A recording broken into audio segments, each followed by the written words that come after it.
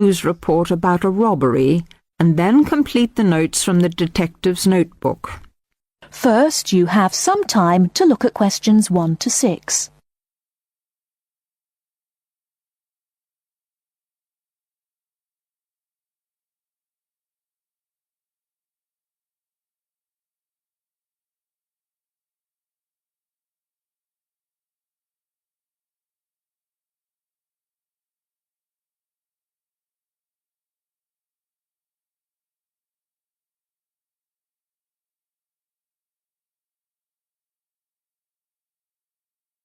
Now we shall begin. You should answer the questions as you listen, because you will not hear the recording a second time. Listen carefully and answer questions 1 to 6. There has been an armed robbery this morning at the Halifax Building Society's branch in Edward Street. John Brinks is at the scene with Detective Sergeant Henry Lawson. Detective Sergeant, can you tell us what you know about the robbery? Yes, the raid took place this morning shortly after 11:30 when a man accompanied by a woman went into the offices of the building society and asked to see the manager. There were no other customers in the building at the time. They were let into the manager's office and the woman produced a gun from her handbag. Then they took the manager back out of his office and made him tell the cashiers to hand over all the money they had in the tills and in the safe. It came to about $25,000. Presumably, you have a number of witnesses. Yes, we have a good description of both of them.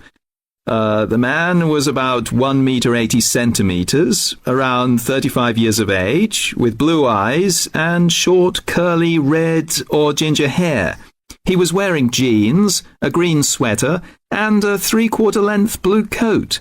When he spoke to the cashier when he came in, he called himself Mr. Erickson, but we doubt whether that is his real name.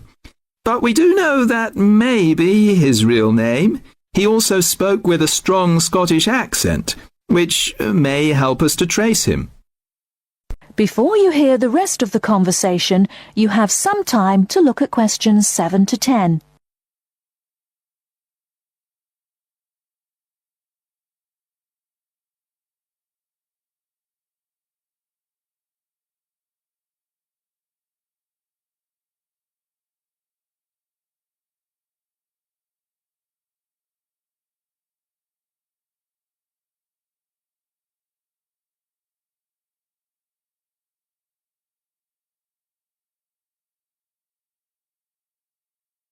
Now listen and answer questions 7 to 10.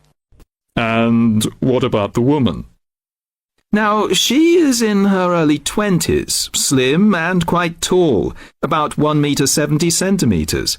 She was wearing a long white raincoat, which was quite loose-fitting, and which she didn't take off. She had a beige handbag, which they used to hide the gun in. She's got straight, shoulder-length blonde hair, blue eyes, and like the man, has a noticeable accent. Do you have any other information? Yes, the car they used was seen by 2 or 3 people. It's a blue or dark blue Ford Escort, and we have the registration number. And it's G595ERI. I'll say that again. It's G595ERI. Now, the car was stolen from Bishopstone just over a week ago, so if anyone has seen it in the last week, we would like to hear from them. We also know that the car's front left headlight was broken when it was stolen, and is still broken, we think. So, you would like information from the public about the car? Yes, and the people. We're appealing to anyone who thinks they may recognize the 2 robbers or know anything about the car. We've set up an incident room in Swindon and the telephone number is 774529. So we would like people to ring us if they have any information. And of course, all calls will be dealt with in the strictest confidence. Thank you very much. Thank you. And the number again, if you have any information, is 774529. And now back to the studio. That is the end of part 1. You now have half a minute to check your answers.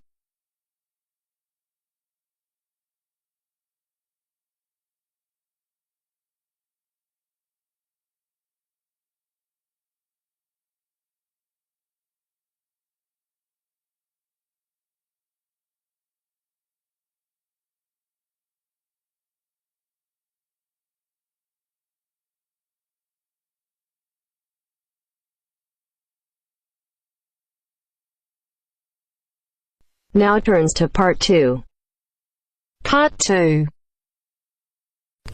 Listen to the conversation between two students, John and Carol. They have a list of the names of authors whose books have been given to the library. They have to classify the authors as writers of cookery, sports or travel books. First, you have some time to look at questions 11 to 15.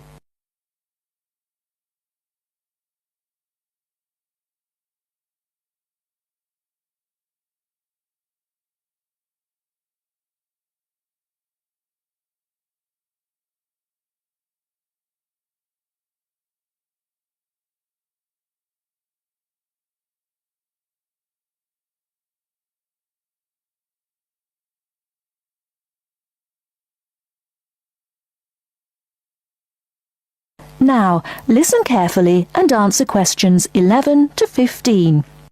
This is a great collection of books, isn't it? Very impressive. Who gave them to us? Apparently the donor was a book reviewer. There are a lot of books about sport. Here's one, My Life in Cricket. Well, that's certainly sports. Who's the author? Peter Adams. He also wrote Journeys Through Spain. Did he? Next one is Stephen Bow.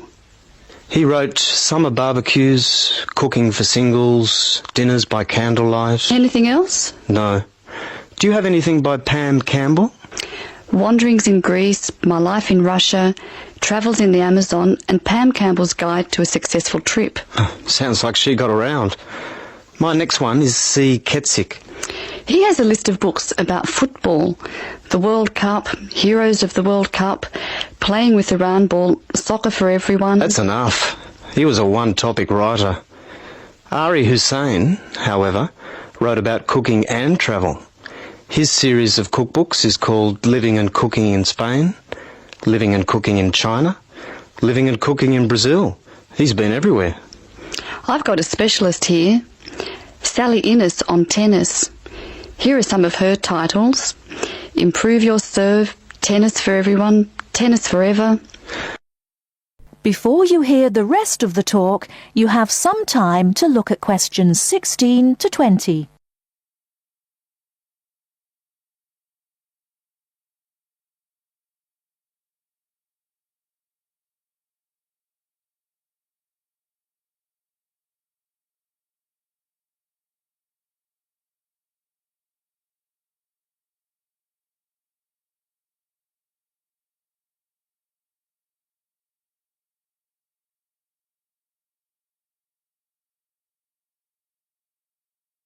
Now listen and answer questions 16 to 20.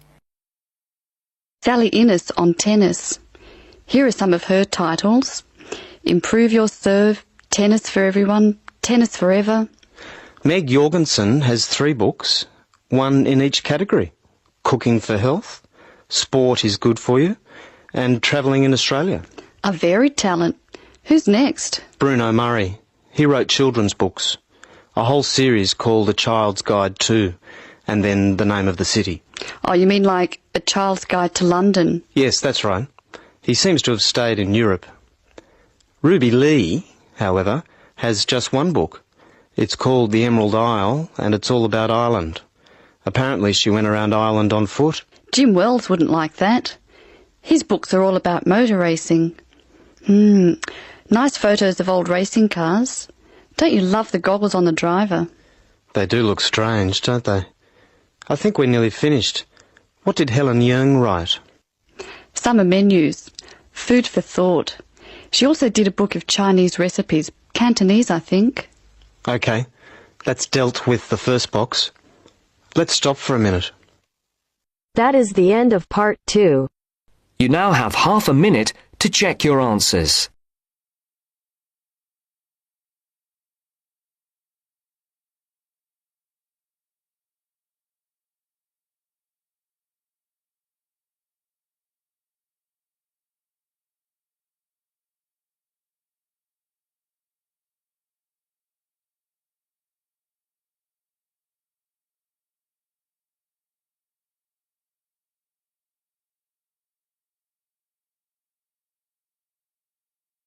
Now turns to Part 3. Part 3. You will hear a discussion between two students, Rosie and Mike, and a university tutor. In the first part of the discussion, they're talking about a survey they have conducted on local entertainment. First, look at questions 21 to 26.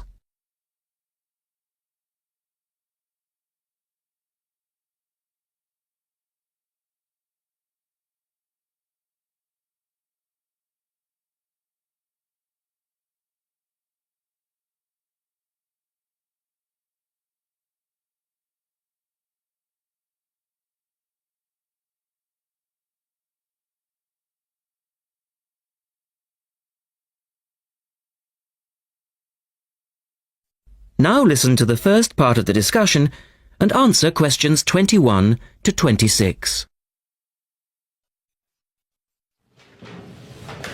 Good morning, everyone. Well, I think we can start straight away by getting Rosie and Mike to do their presentation. Would you like to start, Rosie? Yes. Well, we've done a survey on local entertainment. Basically, we tried to find out how students feel about the entertainment in the town and how much they use it.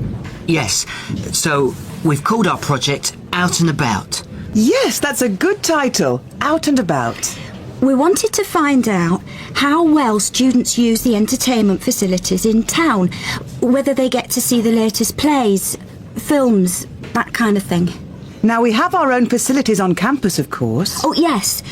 We deliberately omitted those as we really wanted to examine outside entertainment in the town as opposed to on the university campus. Actually, there were a lot of areas to choose from, but in the end, we limited ourselves to looking at 3 general categories: cinema, theatre and music. Right. OK, well, first of all, cinema. In the town, there are 3 main places where you can see films. There's the new multi-screen cinema complex, the old park cinema and a late-night Odeon. So, if you look at this chart, in terms of audience size, the multi-screen complex accounts for 75% of all cinema seats. The park cinema accounts for 20% of seats, and the late-night Odeon has just 5% of seats. As you probably know, the complex and the park show all the latest films, while the late-night cinema tends to show cult films. So, when we interviewed the students, we thought the complex would be the most popular choice of cinema. But surprisingly, it was the late-night Odeon. Yeah, and most students said that if they wanted to see a new film, they waited for it to show at the park, because the complex is more expensive and further out of town, so you have to pay more to get there as well. Yes, and that adds to the cost, of course, and detracts from the popularity, evidently. Well, next, we looked at theatres.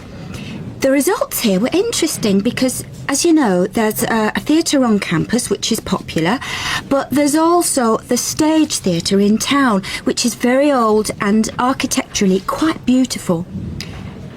And there's the large modern theatre, the Ashtop, that has recently been built. So you just looked at the 2 theatres in town? Yes, but the thing about the theatres is that there's a whole variety of seat prices. Also, the types of performance vary, so students tend to buy seats at both and like using both for different reasons. And if they want cheap seats at the Ashtop, they can just sit further from the front. What we did find that was very interesting is that there are periods during the year when students seem to go to the theatre and periods when they go to the cinema. And we really think that's to do with budget.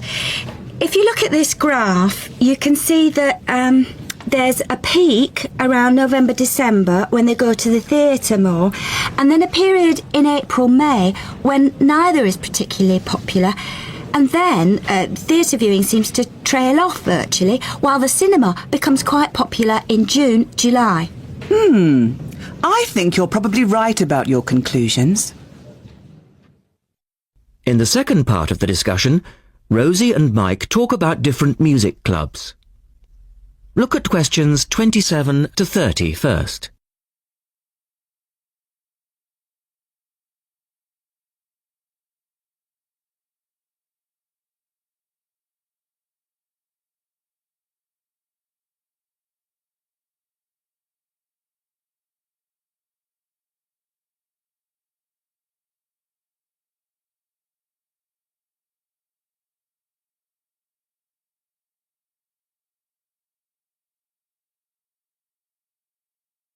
Listen carefully and answer questions 27 to 30.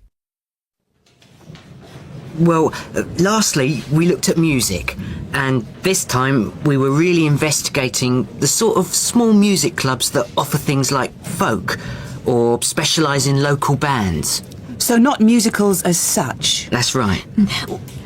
We looked at 3 small music venues and we examined the quality of the entertainment and the venue and gave a ranking for these. A cross, meaning that the quality was poor, a tick, meaning it was okay, and 2 ticks for excellent. First of all, the Blues Club, which obviously specialises in blues music. This was a pretty small place and the seating was minimal, so we didn't give that a very good rating. No, we don't recommend that one really. Then the Sansu, which plays a lot of South American music. It was a big place, very lively, good performers, so 2 ticks for that one.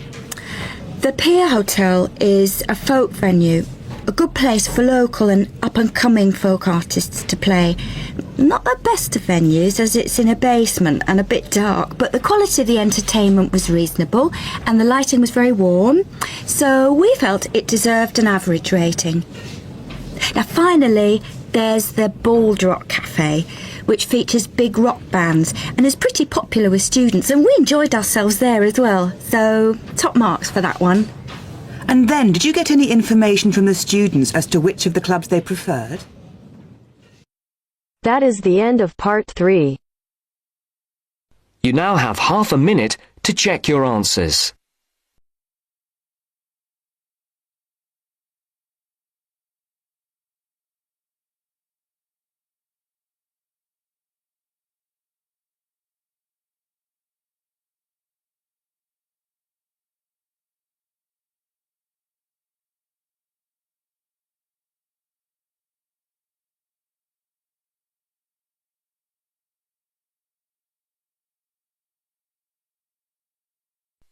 Now turns to part 4. Part 4. You are going to hear some facts and figures about Australia. First, you have some time to look at questions 31 to 40.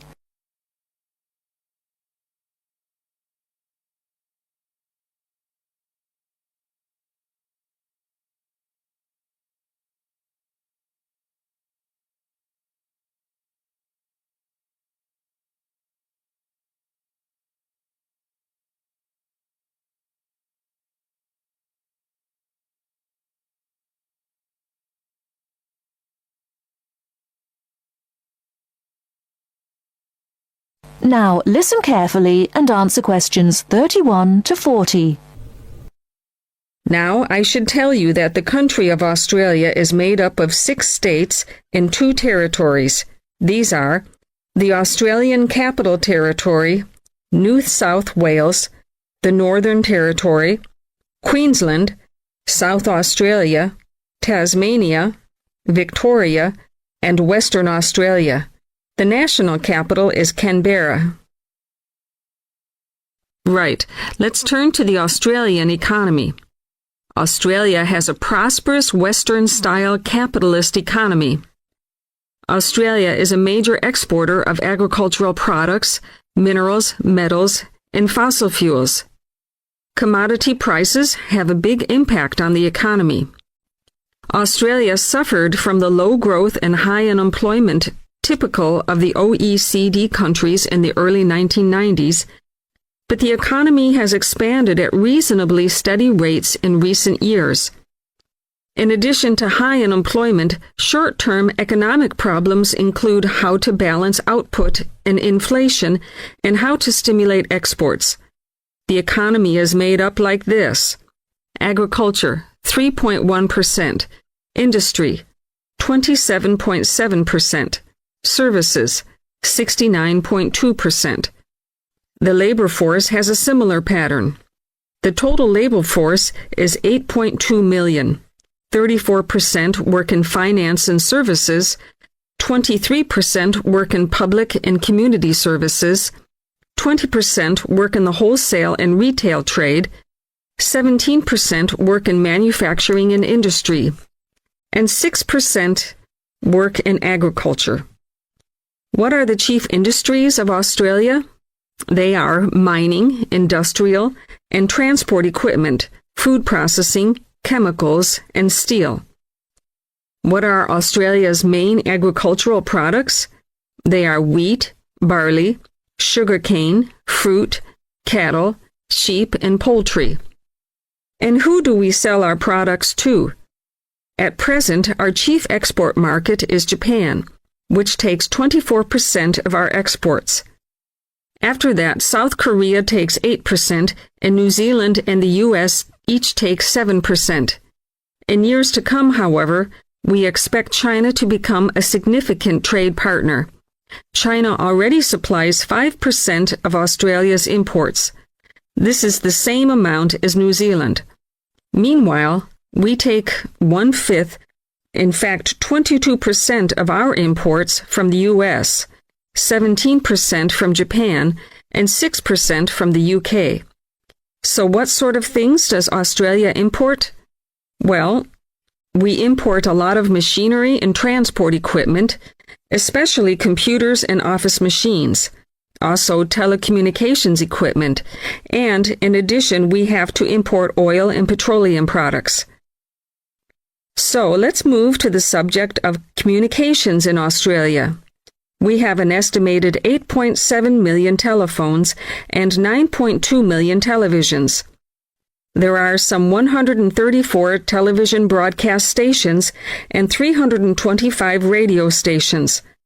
The related subject of transport is naturally very important in such a big country as Australia. Let's look at highways first. There are two kinds of highways, paved and unpaved.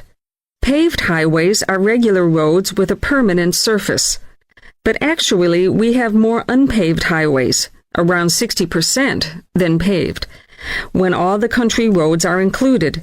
In addition, Australia has a railway network of over 38,000 kilometers. But you'll probably find it hard to believe how many airports we've got. 10? 20? 50? No, the total is 443. Of course, this includes many short runways on farms and in the outback. There are only 9 airports with runways of more than 3,000 meters. That is the end of part 4. You now have half a minute to check your answers.